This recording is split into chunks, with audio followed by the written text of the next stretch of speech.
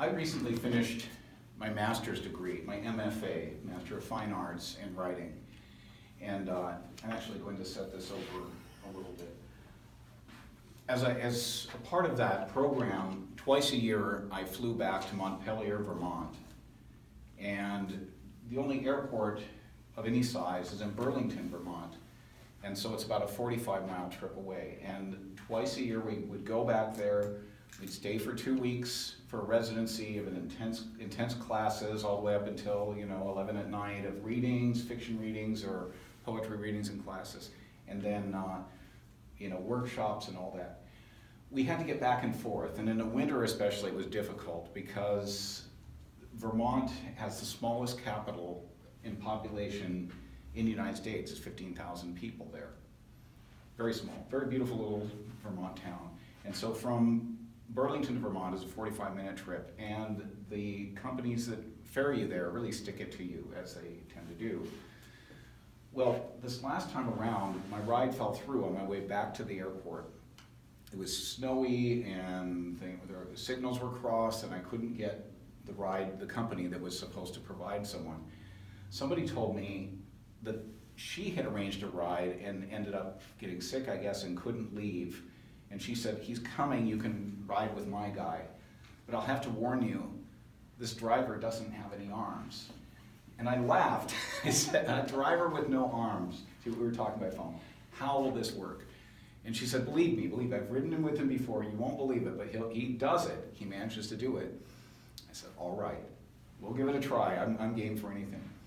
So the guy, all of a sudden the car whips up in front, the guy springs out, and he had an artificial, prosthesis. He had enough of an arm to hook one on one side, and really nothing. It was off at his shoulder on the other side. And the prosthesis had a hook, and on the steering wheel was a little circle. And he would, a little ring, and he would hook his hook into it and swing it around that way, and they'd have to pull it out and shift. It was a stick shift, and stick it back in. And meanwhile, he's working with his feet. He changed the signal by lifting his knee and bumping the signal, and it was crazy. But anyway, so I was waiting, and some other people came, and I told them, I've got a driver coming, and they I think had been in the same van I was, and they were going to miss their plane. They were afraid.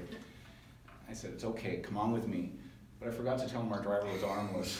So they piled all their stuff in, hopped in the back seat, and we roared off down this very steep hill in the snow. And they looked and they saw there's this guy who's undoing the hook, and he has nothing on the steering wheel except me underneath it and changing the gears and going back. So it was wild. They kind of looked at me like, you should have warned me about this.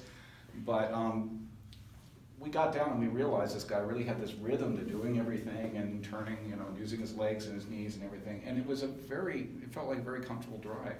And he even signaled once we got into the freeway, every lane change. Something I don't even do, I just kind of pull over.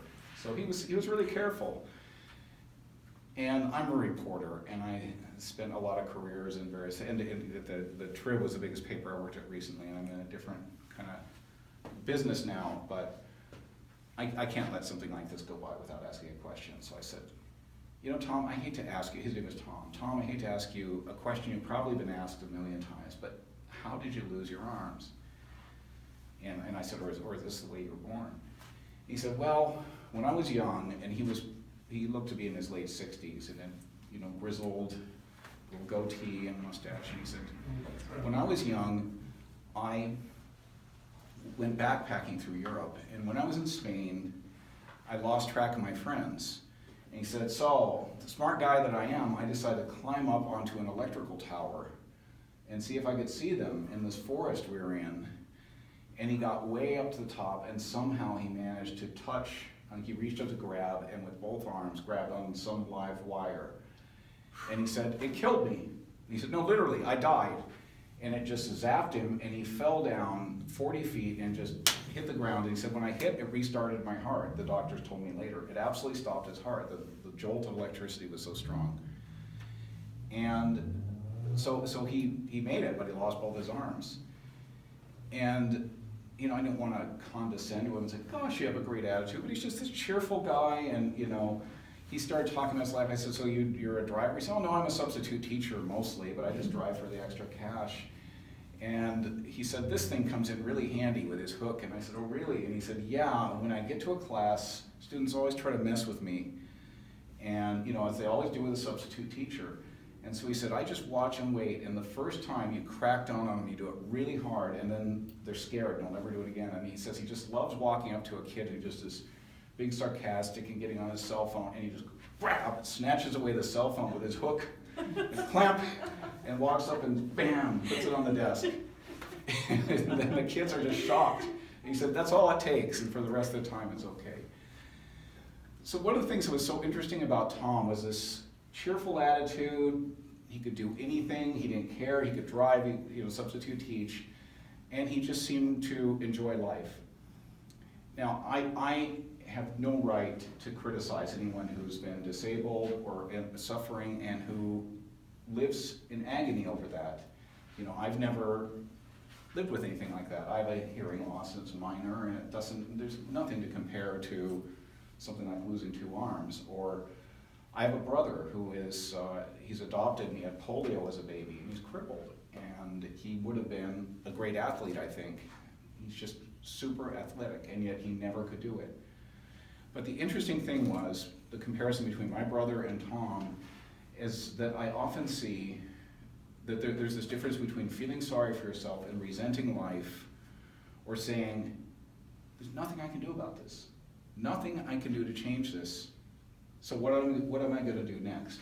I can sit there and resent it and fall into despair, or I can be hopeful and try to take what circumstances have given me and, live life to the fullest, even as limited as it is to me.